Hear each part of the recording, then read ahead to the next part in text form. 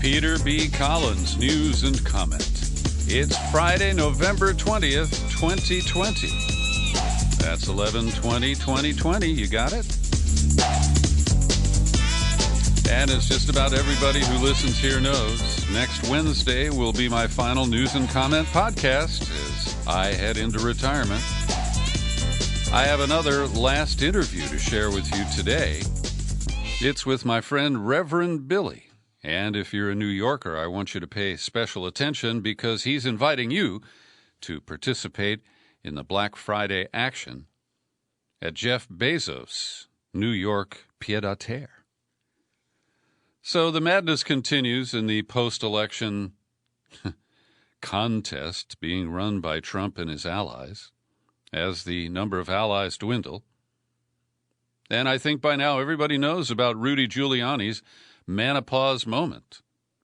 He was sweating profusely. That led the dye in what's left of his hair to mix with the sweat and run down both sides of his face. And when I first saw a picture of this, I thought, wow, he had one of those Mission Impossible face masks on. And he was ready to, pull at the seam on one side to reveal an even uglier visage. And it was as comical as the arguments that he was making.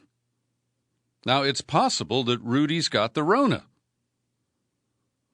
He was speaking without a face mask. Attorney Sidney Powell was there with him. She didn't have a face mask. His son Andrew, who has a nepotistic appointment in the Trump White House, he was there and not wearing a mask. And the younger Giuliani today tested positive for COVID-19, says he's experiencing mild symptoms. So there is a very good potential that he was, carrying the virus and able to infect people at this news conference at the Republican National Committee yesterday. But to his daddy's performance, he continues to swing wide and big and recklessly and never lands a punch. Oh, he claims we all know about the massive fraud that happens all over the country. And as you know, I have challenged the validity of our elections since 2000. Most of the rigging and game playing goes on before people actually cast a vote. And while our systems are vulnerable to hacking and manipulation, there's no doubt about it, we haven't seen any evidence of that in this election. In fact, we'll get to the Georgia recount. It's not truly a recount. It was a kind of audit. But it showed that the true count was a little bit different from the preliminary count. But it didn't change the outcome.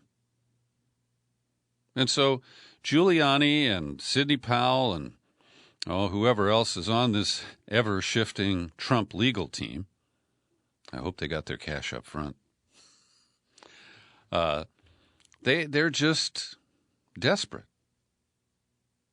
and doing everything they can to damage the system, to mislead the Trump Republican mob Twitter base, that this election was stolen from their dear tweeter.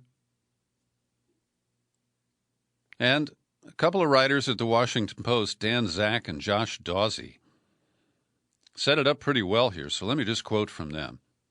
It's very simple according to Rudolph W. Giuliani and the rest of Trump's legal posse, but also very vast. China is in on it. Cuba is in on it. Antifa and George Soros are in on it. At least 2 presidents of Venezuela, one dead, one living, are in on it. Big tech is in on it. A web server from Germany is involved. There's always a server. Multiple major U.S. cities are in on it, as are decent American citizens who volunteer at polling precincts. Argentina's in on it, too, sort of. Chicago Mayor Richard Daley was in on it back in 1960, when, according to an unproved conspiracy theory, I think it was pretty well established, he stole the presidency for John F. Kennedy, launching an ongoing pattern of corrupt cities stuffing or scrapping ballots.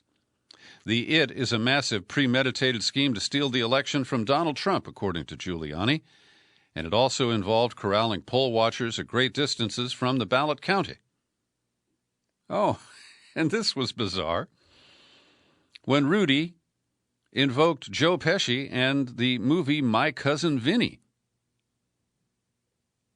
Rudy said it's one of my favorite law movies because he comes from Brooklyn. D's Utes, I can hear him saying it right now. About 100 journalists and hangers-on crammed into the RNC lobby there, described as a potential coronavirus incubator, and for Andrew, it proved that proved to be true. And it was a news conference on the perverse legal strategy of Trump's failed re-election campaign, which Giuliani is trying to hustle toward a twist ending. As the former New York mayor digressed about votes that could have been cast by dead people and Mickey Mouse, Trump campaign officials were at the headquarters in nearby Roslyn, Virginia, winding down operations and closing out the budget. So as he tried to imitate Joe Pesci, Giuliani said, "How many fingers do I got up?" Giuliani was trying to analogize the claims of Republican poll watchers who said they were too far away from ballot counting to adequately observe it. 15 minutes later, as he was describing the election results as a massive fraud, black liquid began to slowly streak from each of his temples down his cheeks. It might have been perspiration liquefying his hair dye or sluicing the black polymer off his glasses. I actually think it may have been bile leaking out of his cancerous and toxic brain. Anyway, one Manhattan stylist opined that it might have been mascara that Rudy or a lady friend had applied to touch up the color of his sideburns. Now, let me acknowledge, as I get ready to retire, I can be a little bit more personal. For about 12 years, as my hair went from salt and pepper to just salt,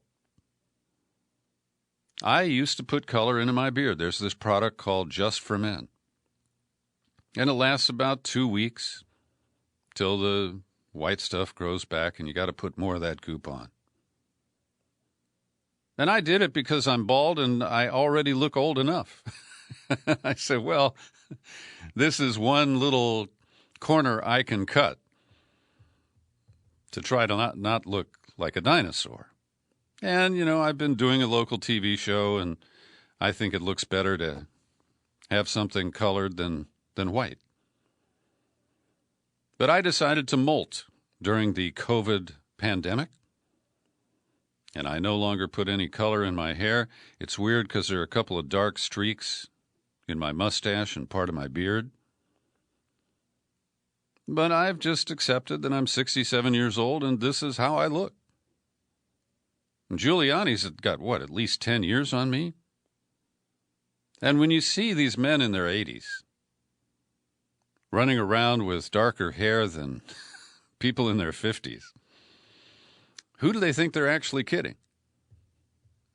Well, I don't know. So it was more of the same, where they make these broad, sweeping claims and act as if they're just about to reveal the evidence that will prove all this crap. And Geraldo Rivera, the guy who opened Al Capone's tomb or vault or whatever that was to find absolutely nothing, he's an expert on nothing. He said, "What I saw with Rudy Giuliani, who I've known for decades, was bizarre. It was unfocused. And that's pretty charitable." And Chris Krebs, the guy who just got fired as the Cybersecurity Infrastructure Security Agency director, because he claimed that this election was free of irregularities. He said that press conference was the most dangerous 1 hour, 45 minutes of television in American history. And possibly the craziest. So Rudy made comments like, "I know crimes, I can smell them." Well, that's not evidence, Rudy. And the idea that all of these bizarre co-conspirators were able to rig this election for Joe Biden, after, of course, the Republicans did everything they could to rig it on the front end, it's got to be a real heartbreak. Oh, and I loved that one of his companions at this news event yesterday was the disgraced Bernard Kerik, who was once Rudy's driver when Rudy was the mayor. And Rudy liked him so much he made him the police commissioner. He resigned in disgrace after it was exposed that he was using an apartment to have an affair, an apartment that was designated as a rest spot for first responders at Ground Zero. That's just kind of the slimy guy that Rudy Giuliani is. So one of the angles that was raised by Sidney Powell, who is one of Trump's newer attorneys, she, of course, has been handling the Mike Flynn case. She has a bit of a Southern accent. Anyway, she posted some of her so-called evidence on Twitter Monday. It consisted of 3 screenshots of an affidavit she said was signed by a former military officer from Venezuela about elections there. Now, I find this fascinating because the allegation has been made for several years now that the elections in Venezuela are rigged. Nobody's ever provided any evidence of that. Maduro has won elections with 2 or 3 opponents, even as the opposition party, occasionally led by Juan Guaido, boycotted the elections and then cried foul.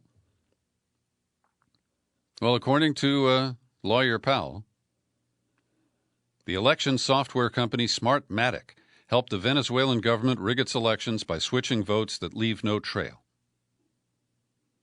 And Smartmatic was part of, or there are parallels between Smartmatic and Dominion, but their systems are different. And Dominion is now a Canadian company. Smartmatic has some connections to Venezuela.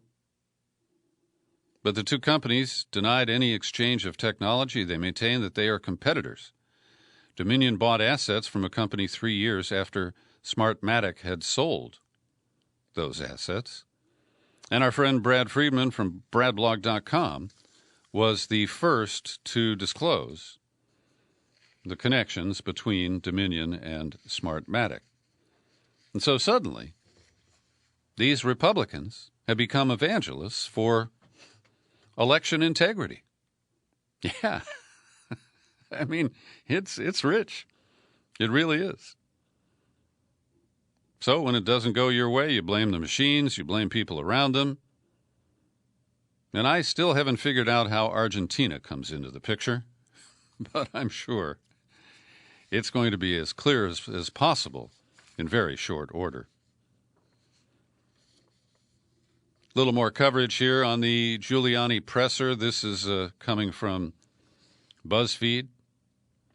They held a press conference where Giuliani repeated the falsehood about Wayne County, alleged a far-reaching coordinated conspiracy among Democratic officials in numerous cities to rig the election in favor of Biden, and recited other baseless allegations of widespread voter fraud that judges who have reviewed the evidence so far have rejected.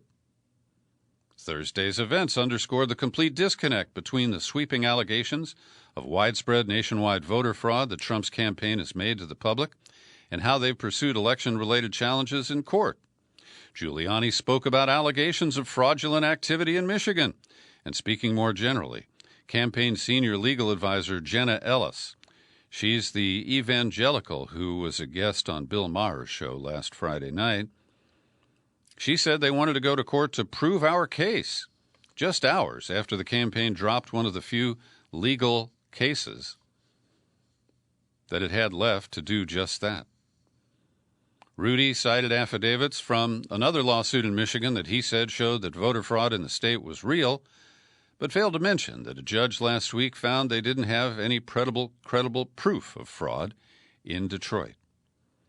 And yesterday, Giuliani talked about allegations that hundreds of thousands of votes in Pennsylvania were counted without lawful oversight by poll watchers, days after he acknowledged under questioning from a judge that the campaign was not pursuing a fraud claim. Just poor sportsmanship, right? So Powell echoed Giuliani's unsubstantiated theory of a vast, well-funded conspiracy. And she tossed in the Clinton Foundation, George Soros, Antifa, and the Venezuelan government. Oh, and Giuliani was frequently attacking the media because, well, it works for Trump, and he figured he'd work that angle as well. So what's coming next? Rudy said it's preparing to file a lawsuit in Georgia. A little late there, dude. Might file a case in Arizona. I think that horse is out of the barn. He didn't share details about what those cases would allege. With state election officials preparing to officially certify votes, the window for Trump to find legal pathways that would undo Biden's win, well, they are quickly closing. But I do want to acknowledge Paul Leto, who's a well-informed listener from Seattle, has done his share of work on election integrity.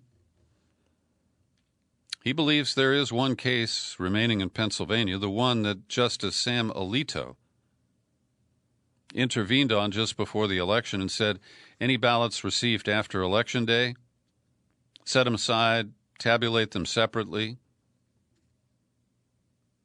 And so Paul is concerned that there remains a cause of action that could bring this before the Trump-friendly Supreme Court. Now, a new poll shows that 7 in 10 voters, including about a third of Trump's own supporters, rate his post-election conduct as fair or poor. This comes from a Pew Research Center survey released today. The same survey found that more than 6 in 10 voters rate Biden's post-election conduct as good or excellent. Among all voters, 54% rate Trump's conduct as poor, 14% say it's only fair, 18% say it's good, and 13% say it is excellent. Now, there's a separate poll published this week that 72% of Republican voters say that this election has not been fair to Trump. I think there's a correlation with those people and the followers of Trump on Twitter, because he just keeps asserting that he won, that it's been stolen from him. 94% of Biden voters say the election was administered and run very or somewhat well, but only 21% of Trump voters agree with that.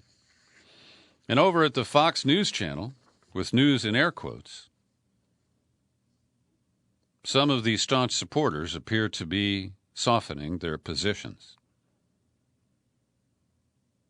Tucker Carlson told viewers last night the election is over. Laura Ingraham appeared to concede as well, striking an elegiac tone. You might not have liked Trump's tweets or sometimes his tone, but you're sure as hell going to miss his American first ethos and results. No. The Murdoch-owned Wall Street Journal's editorial board said, "Where's the evidence? Strong claims need strong proof, not rumors and innuendo on Twitter. So far, there's no good evidence of voting problems that would come close to Biden's lead of 73,000 in Pennsylvania or 145,000 in Michigan." And Tucker Carlson took after Sidney Powell,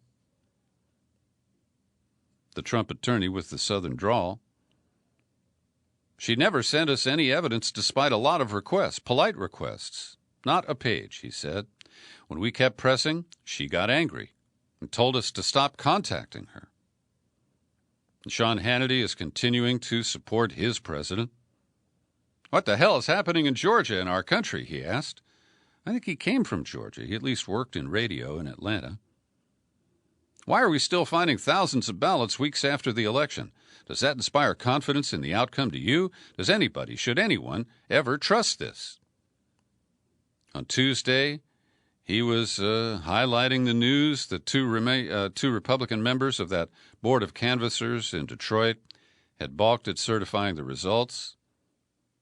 And when they changed their vote to certify, he promised to get to the bottom of it. So it's a little schizoid over there at Fox, because the news anchors refer to Biden as the president-elect. But yesterday afternoon, they broke into regular programming to air that bizarre news conference from, with Rudy and Sidney Powell. So now to Georgia. It turns out that the Secretary of State, the embattled Brad Raffensperger, somehow somebody in his office prematurely released the news report, the news release, that the election had been certified for Joe Biden in Georgia, and that the 16 electoral votes would be reported in his favor. So then there was a retraction of the accidentally released news statement or news release, and then it was later confirmed that the information is accurate and that the former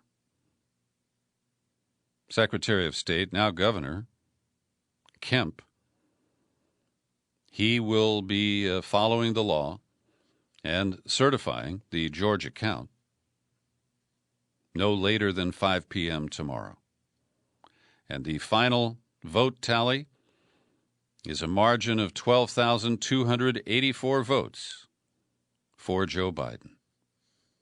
And as you know, because Greg Palast had poisoned my mind, that with all of the voter suppression tactics, the purging of the voter rolls in Georgia,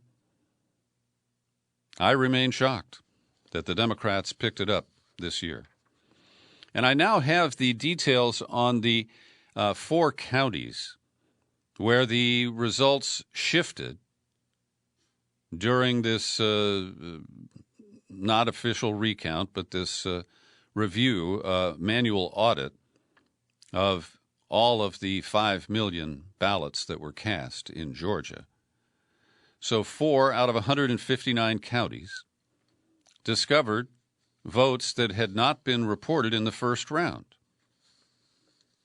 The counties are Douglas, Fayette, Floyd, and Walton.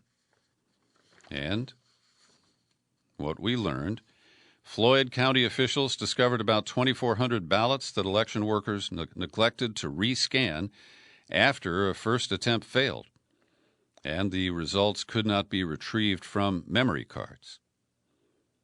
In the other counties, the counting of paper ballots revealed that election workers had undercounted votes after missing memory cards, which held machine cast votes. And so the ultimate shift was about 1,200 in favor of Donald Trump. Biden picked up 1,758, Trump picked up 3,032. And I want to just list for you the shift in votes by county in this audit in Georgia, because the standard claim is that recounts don't change things by much.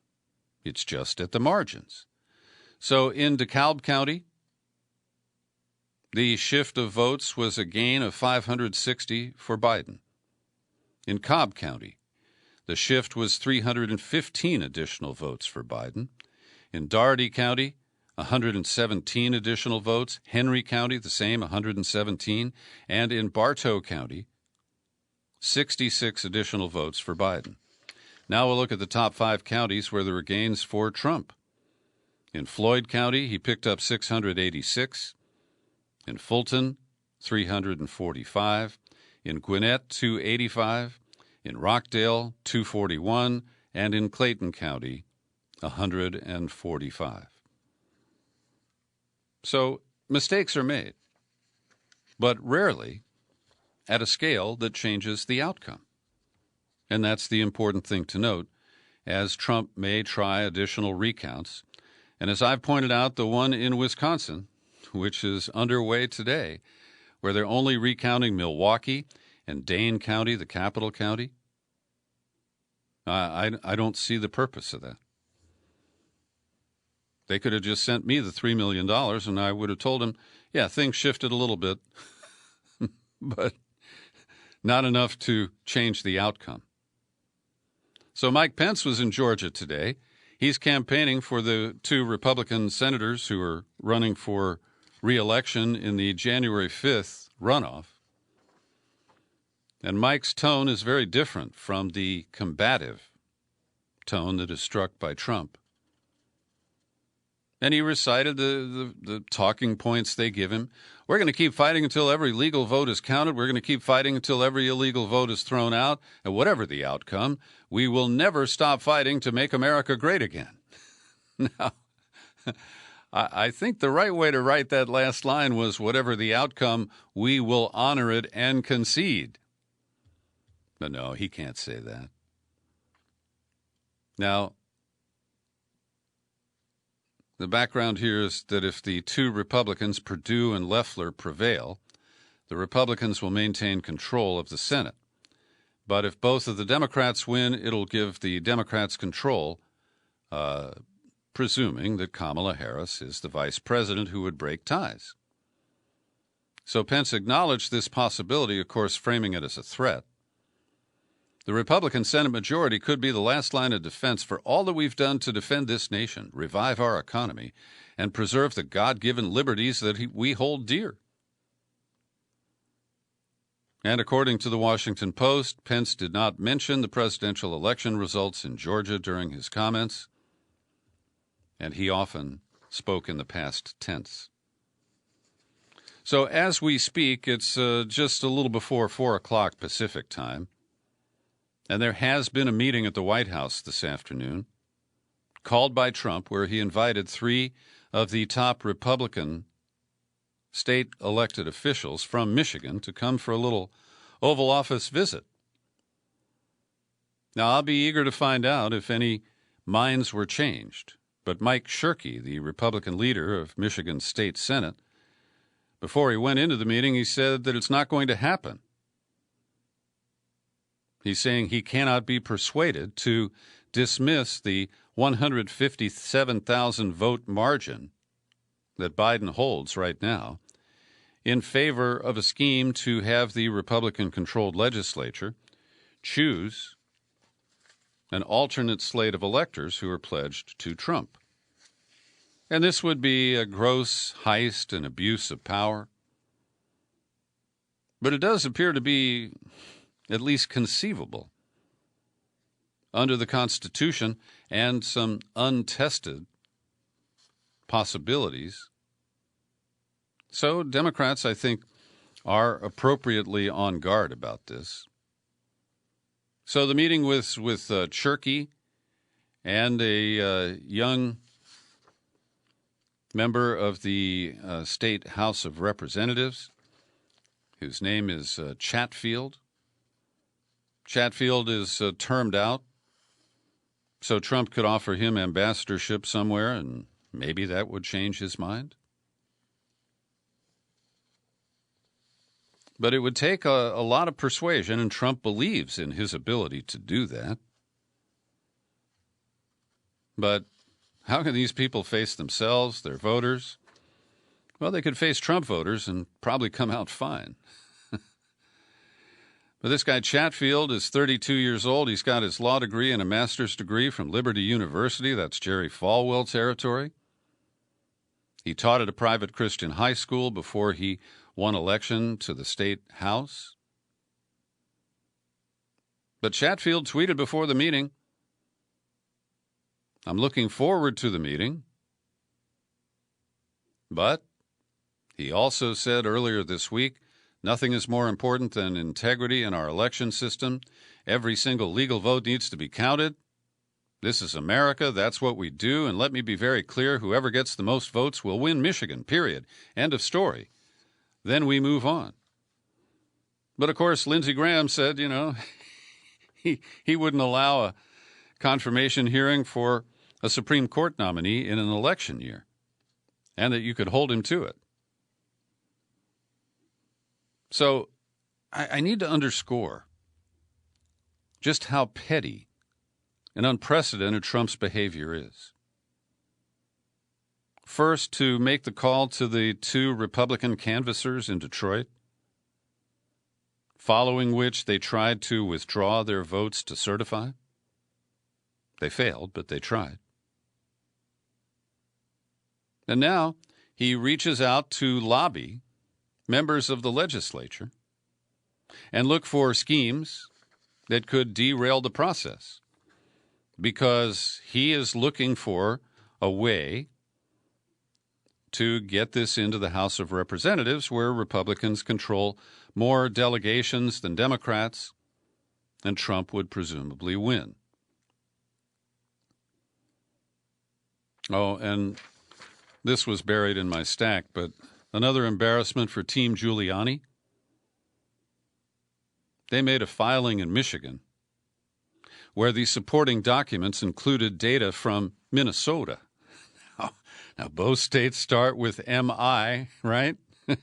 But beyond that, they're pretty different. And it was a conservative legal website reviewing the submission that discovered this and cited that the communities that were listed in the Michigan document are located in Minnesota. So I mentioned that Wisconsin has its recount underway, and they think it may be completed by next Wednesday. I do not expect that to change a thing. And Trump is seeing some people who have political cover turn on him. Here's Lamar Alexander, who is retiring from the Senate to return to Tennessee. He said, if there's any chance whatsoever that Biden will be the next president, and it looks like he has a very good chance, the Trump administration should provide the Biden team with all transition materials, resources, and meetings necessary to ensure a smooth transition so that both sides are ready on day one. And it's sad to see a guy like Lamar Alexander. He was once a presidential candidate. He was once a moderate Republican. But he has been sipping the proverbial Kool-Aid, the poison. And you can just hear the fear in that quote. Kay Granger, who is not retiring, she's a top Republican on the House Appropriations Committee. She said she has great concerns about what Trump is doing. I think it's time to move on. Here's another guy with cover. Paul Mitchell of Michigan, retiring Republican, wrote an op-ed in the Detroit News that Trump's continued refusal to acknowledge the election result risks corroding our democracy by literally hollowing it out. So there are no people currently in office, and all of these Republicans won re-election, right? There were only 2 seats flipped in the Senate, a handful in the House, and most of the pickups were for the Republicans. So they're safe. But they are still afraid of Trump. Because even if he does somehow decide to step down, he plans to remain the bully of the Republican Party. Bob Corker, the former senator from Tennessee, he ain't afraid to poke the bear. While the president has the right to legitimate legal challenges, responsible citizens can't let the reckless actions by him and his legal team stand. Republicans have an obligation, when the subject is of such importance, to challenge demagoguery and patently false statements. Bob Corker. Man you can rely on for courageous statements when they don't matter. Well, as I was consuming a glass of orange juice and some toast this morning for breakfast, I was leafing through my San Francisco Chronicle, and I had a momentary feeling of relief. Headline reads, Judges halt executions of 2 inmates.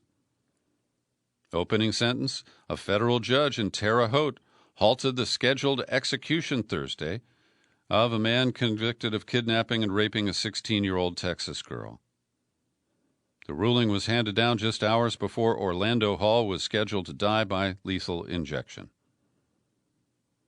And District Judge Tanya Chutkan said that Hall's execution must be put on hold as the court weighs constitutional questions, including about the protocols for execution.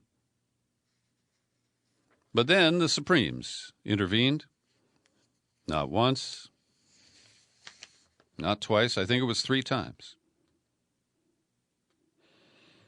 And ultimately, Orlando Hall was executed at 11:47 p.m. last night. And I don't know all the details of his case, but I know he's a black man who was convicted by an all-white jury in Texas. But the Supreme Court last night rejected 3 different applications to stay Hall's execution, including one that was paired with another death row prisoner whose execution is scheduled for the near future. And the only American woman on death row, Lisa Montgomery, did get a reprieve when a judge in the District of Columbia ordered her execution to be put off, probably into the new year.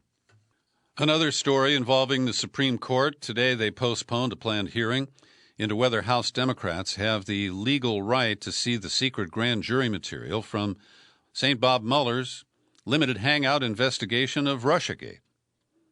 They were scheduled to hear the arguments on December 2nd, but the attorney for the House of Representatives essentially said that a new Congress will convene and President-elect Biden will be inaugurated, and they're basically pushing this over into the next term and declaring that since there is no current effort to impeach Trump, that the request may be allowed to die. And, of course, this keeps secret the behind-the-scenes operations of the Mueller investigation. And Trump has repeatedly claimed that he was going to declassify lots of information related to Russiagate, but he hasn't. And so we are left in the dark about the origins of the investigation, about the evidence that Mueller claims shows that it was Russian agents who hacked into the DNC, despite the clear sworn testimony of Sean Henry from CrowdStrike, who said, well, you know, we looked at those servers and we didn't find any evidence that anything was actually remotely removed. Exfiltrated is the word that was used. And so we may never know the truth about Russiagate. Today I'm releasing the next last interview from PeterBCollins.com before I retire. I had a great conversation earlier today with Reverend Billy. Bill Talon I met first in San Francisco in the late 1980s. He moved to New York where he created this public theater character, Reverend Billy of the Church of Stop Shopping. And in this wide-ranging conversation, you get snippets of the Reverend Billy character, intermingled with heartfelt comments from Bill, who's a hell of a smart guy. He knows the details of the capitalist control of this country. He is well schooled in the issues of climate change and climate activism. And he blew me away, because he weaves all this into a kind of earth-centered spirituality. He essentially says that COVID is the earth showing us who's in charge, that the extreme weather events from hurricanes to wildfires are showing us the power of earth. And I think he just offers a remarkable view of the world, using street theatrics to engage people shock the opposition, and make some very powerful points. So, in this excerpt, Reverend Billy comments on the efforts of Bill McKibben and Naomi Klein to help others suppress the release and distribution of the documentary Planet of the Humans, produced by Michael Moore, that was released back on Earth Day in 2020. Well, I believe that the big green thinking needs to be broken, and the NGOs now receiving hundreds of millions of dollars from Jeff Bezos from Amazon. That is an empire, a very wealthy empire. Bill McKibben and Naomi Klein recently headed up a weekend examining the investment procedures of one of the bad banks, J.P. Morgan Chase. It finances so much climate change, and they were not open to people that basically disagreed with them. There's a closed. My own experience is that they are a closed society, and that Michael broke up that society and declared some of their main religious maxims to be suspect.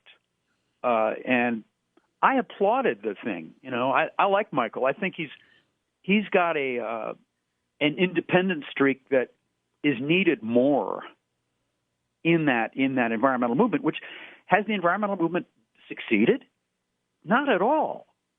And now they're accepting large amounts of money from the dirtiest corporation in the United States, or the dirtiest retail corporation in the United States, which is Amazon. They're accepting that money. They're saying, yeah, we are corrupt. So they are locked into the corporations that they are supposed to be opposing. Some of them, it was discovered by Naomi Klein that there was investment directly into fossil fuels to make profits by these big NGOs. So Bill McKibben and Naomi Klein would say that I'm generalizing about the environmental movement, talking the way I'm talking. But we need to be free of that movement to really be radical. That's Reverend Billy in an excerpt from our in-depth last interview. It'll be posted today at peterbcollins.com and all of our regular outlets. The paywall is gone, no subscription required. So I hope that you'll find time over the weekend to spend an hour listening to Reverend Billy, because he's got a lot to say. And here's my latest acknowledgement from a listener. This is from Canada, from, I believe I would pronounce this, Haider Ibrahim, Haider. He writes, Dear Peter, I'm not a regular subscriber to your website. However, I'm a regular listener to your free daily news and comment podcast. Sad to hear that you're retiring. I appreciate your work and find it very informative and balanced. I'm not sure if I qualify to be on your alert list. Anybody does. Come on, Haider, I'm going to put you right there with your email. However, I will be on the lookout for anything new on your website and hope that you would suggest other news and comment podcasts that you can recommend. I wish you all the best on your retirement and hope to hear from you for years to come. Happy trails. Well, thank you, Haider. I really appreciate that. And I am compiling a list from listeners because, frankly, in the past few years, I have not had much time to listen to the podcasts of other people. So I am putting together a master list of all the suggestions that have come in, and I'll either post those on the website or include them in a podcast before I sign off. Kevin Gostola is one of those bright young reporters who I have promoted here on this podcast. I really respect his work. He gave us a great recap of the Julian Assange extradition hearing that he covered in detail back in September and early October. And he is also well respected among other independent media outlets. So this gets a little confusing because Kevin has his own media platform called Shadowproof, but he wrote an article for the Gray Zone Project that was in turn picked up by Joe Laria at consortiumnews.com, and that's where I got this today. And as I've told you, because I'm on my way out, I am not going to spend the time to learn all the details about Biden administration appointees, but you should. So I'm linking to this piece where he takes a look at what he calls war profiteers, chicken hawks, and consultants, who are at the top of the list. And you know how this works. You volunteer to be on the transition team, and then you expect that out of that will come some sort of a job in the administration. And Kevin is correct that the transition team is just heavily populated by corporate consultants, lobbyists, war profiteers, national security hawks, and Democratic insiders going back to the Obama and Bill Clinton campaigns. Here's today's COVID-19 update.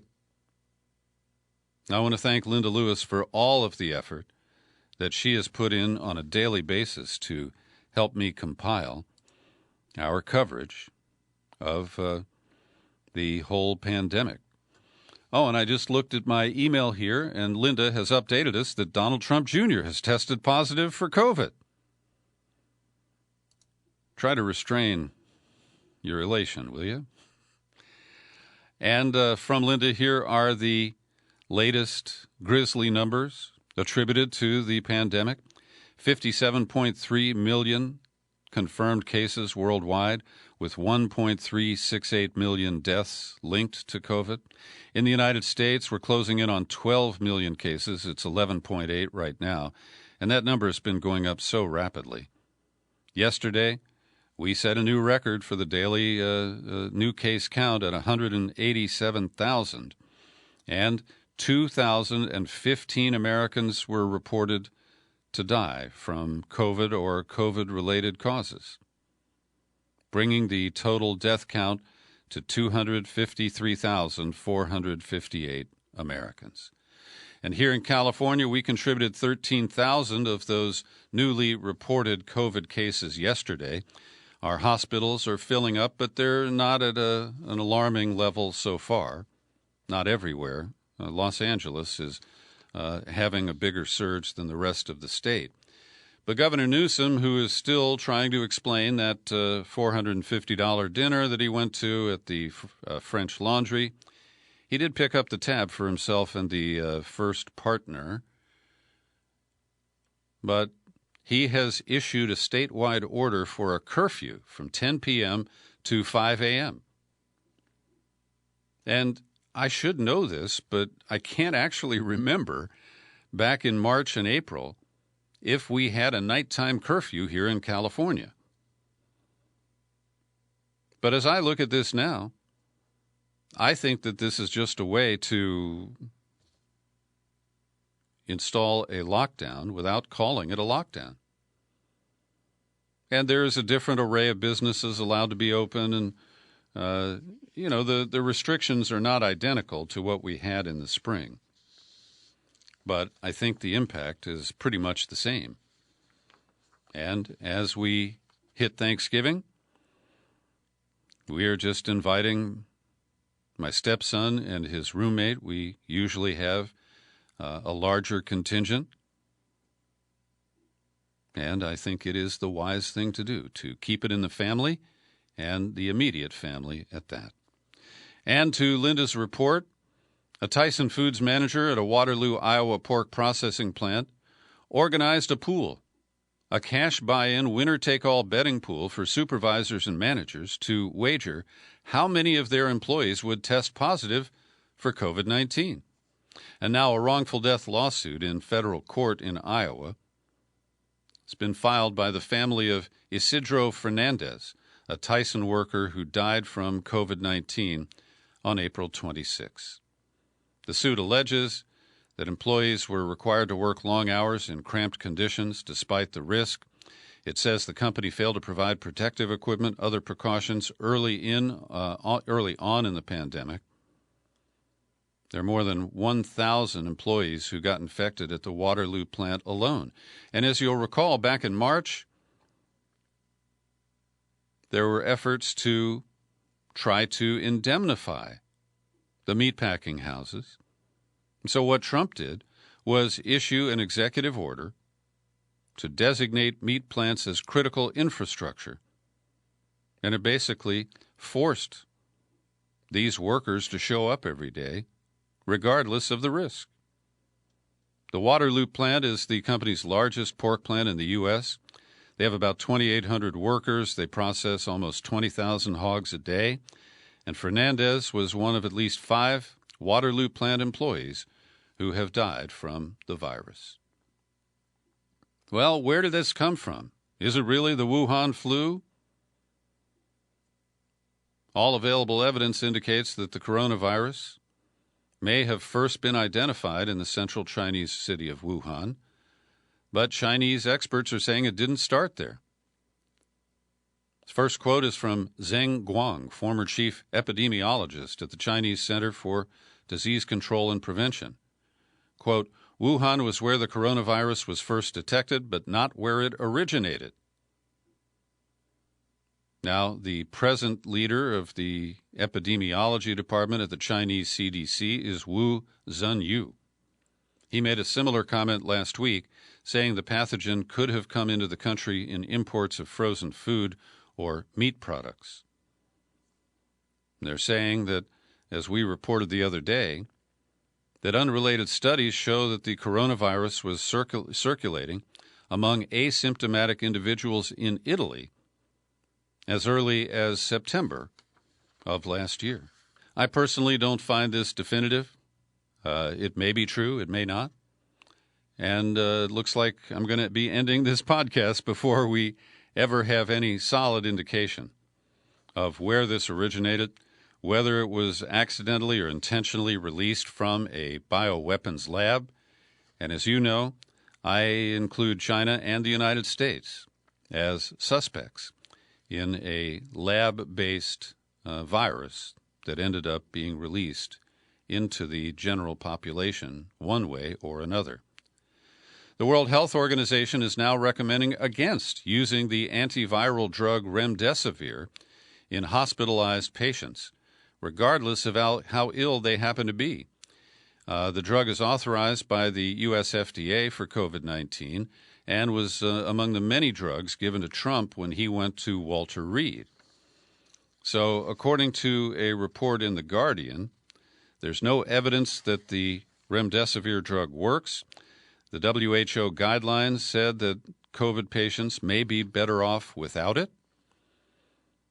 There was a trial called Solidarity in several countries. It allocated patients randomly to several drugs, including remdesivir, found that those who took it were no more likely to survive severe COVID than those who did not. The other issues, well, it's made by Gilead here in the Bay Area, and everything they do is really pricey. Also, the drug has to be delivered intravenously, and the new update published in the British Medical Journal concluded that most patients would not prefer intravenous treatment with remdesivir, given the low certainty evidence. Any beneficial effects of the drug, if they do exist, are likely to be small, and the possibility of important harm remains. This was based on a study of 7,000 adults admitted to hospitals for COVID-19. Treasury Secretary Steve Mnuchin, who I guess is going to return to his role as the foreclosure king when he is leaving the Trump administration, he defended his decision not to extend critical emergency lending facilities beyond the end of the year. He said, Congress trusted us with this money and we're going to follow the law. He denied that politics are at play in his decision, and he wouldn't acknowledge whether Biden will be taking office next year and appointing a new Treasury Secretary. He said, whether it's myself or somebody else, these can be reactivated. When this, referring to the election, is certified, when the transition is certified, of course, we will work with whoever is the appropriate people to work with. The mangled syntax is his own. And David Dayen, who is a very skilled writer and I think a great observer of the American scene, writing at the American Prospect, he said the CARES Act's Federal Reserve lending facilities, which I've lovingly called the money cannon, created effectively a giant bank with up to $4.5 trillion in lending capacity. Just the pre-positioning of those resources has been enough to keep investors satisfied that they wouldn't be allowed to lose money during the pandemic, and it's the money that I've been talking about that props up Wall Street. And Dayan continues, there were pretty strong hints that Republicans were disinterested in continuing the money cannon after it technically expires at the end of the year. That deadline could be extended, but Treasury would have to agree to the terms, and yesterday Mnuchin pulled the plug. On December 31st, the corporate credit facilities, along with the Main Street Lending Program and Municipal Liquidity Facility, will end. That's $195 billion in Treasury funds that could support close to $2 trillion in lending. And here's where it gets interesting. The other roughly $250 billion that Treasury could devote to Fed programs was never even set up. Mnuchin even asked for the $70 billion Treasury had already given to the Fed as part of the lending facilities, saying it's unlikely to be needed. A final quote from Dayan, the money cannon has not been employed to much useful purpose, and I just don't believe, he says, a Biden Treasury would suddenly prod it in that direction either. The money cannon has one use, if only rhetorically. By being decommissioned, the government can get to the work of aiding the real economy through the final rough patch of the pandemic. And, of course, there is no movement on new legislation for bailout money from Washington to the states, renewal of the unemployment extension, and the $1,200 nowhere in the offing at this point. It appears nothing will happen until the new Congress convenes. Stanford University's Faculty Senate voted overwhelmingly yesterday to condemn Scott Atlas for his actions as an advisor to President Trump. 85% of the Faculty Senate approved this, saying that he promotes a view of COVID-19 that contradicts medical science, that is anathema to our community, our values, and our belief that we should use knowledge for good. The resolution also alleged that Atlas has discouraged the use of masks and other public health measures, misrepresented knowledge of the pandemic, endangered citizens and public officials, showed disdain for established medical knowledge, and damaged Stanford's reputation. But it stopped short of calling for Atlas's removal from the Hoover Institution, the conservative think tank at Stanford. And we've got a whole wave in the Republican super spreader category today. Senator Rick Scott of Florida, he's got the Rona, and he is experiencing very mild symptoms, he said, but he's going to stay at his home in Naples, Florida. I mentioned Andrew Giuliani, and there's also Anthony. I now believe he pronounces his name Tata. He is the senior civilian Pentagon official who was installed last week, and he tested positive after a visit from the Lithuanian defense minister. He will isolate at home for 14 days, but I'm sure he can zoom in if there is a need for him to advise on some action against Iran. And we'll talk about that in a moment. A new projection shows that based on the surge that we're seeing in cases and hospitalizations, that an additional 26 to 48,000 people could be lost in the next 3 weeks alone. And the CDC pinpointed weekly averages that add up to almost 40,000 deaths in the 4 weeks covered by this new forecast. Mike Pence held a news conference yesterday to talk about COVID with the task force arrayed behind him like wallpaper. And I love BuzzFeed's headline, Coronavirus is surging across the U.S., so Mike Pence held a useless briefing. And it was. He offered thoughts and prayers and hope and blue sky. He once again said that this is going to go away very soon. He promised that a vaccine is due imminently. And there is one difference from Trump. He does express some compassion for the losses of people to COVID in the United States this year. Also, there's a new report that nursing homes will once again bear the brunt of this new surge in COVID cases. More than 90,000 of the nation's long-term care residents have died in this pandemic that has pushed staffs to the limit. Interviews with dozens of people across the country reveal swelling numbers of less clear-cut deaths that doctors believe have been fueled not by neglect, but by the complications of the whole process, and that staff can sometimes be distracted. They also attribute it to a mental state that the elderly plunge into despair, and on some death certificates that is reflected as failure to thrive. A nursing home expert who analyzed data from the country's 15,000 facilities for the Associated Press estimates that for every 2 COVID-19 victims in long-term care, there is another who died prematurely of other causes. Those excess deaths beyond the normal rate of fatalities could total more than 40,000 since March. And these extra deaths are roughly 15% more than you would expect in a normal year. And the Washington Post takes a look at the neighboring communities in Maryland and Virginia, and they are very concerned about a potential spike in fatalities at nursing homes and adult residential facilities. In Virginia, 200 staff, 380 residents have contracted the virus just since the beginning of November. In Maryland, new weekly infections among residents and staff at long-term care facilities have increased by a factor of 10 since the start of October.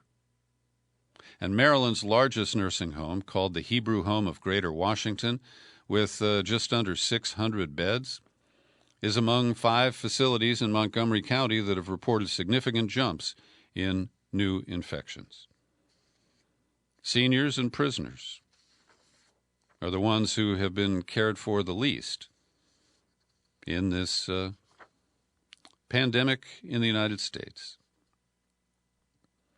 Well, just before I got ready to record the podcast, I got an email and a link to a new article by Tom Rees.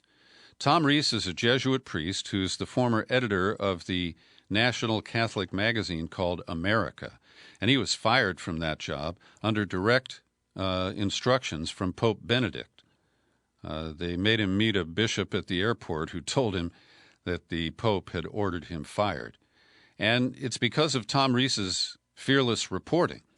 And I know Tom a little bit and took him sailing on the bay with a few other Padres one time. And he is a devout Catholic. He supports the creed, but he's not blind to the errors of the clerical leadership. And in his latest report, it opens this way: the discussion of the Vatican report on former Cardinal Theodore McCarrick by the U.S. bishops at their annual fall meeting was sad but predictable. Sad because the bishops failed to communicate that they understood the report's implications. Predictable in that some bishops defended Pope John Paul II against the report's finding that the pontiff shared culpability in the McCarrick case. The tone of the meeting was set by Archbishop Christophe Pierre, the papal nuncio, who did not even mention McCarrick's name in his address to the bishops. The president of the Conference of Bishops, Archbishop Jose Gomez of L.A., did better in introducing the discussion by saying it shows that the tragic outcome was not the result of a single failure, but rather resulted from multiple failures across many years. Well, Tom Rees is more polite about this. But the shameless cover-up of the long-running priest pedophilia scandal in the Catholic Church, it cannot be rationalized.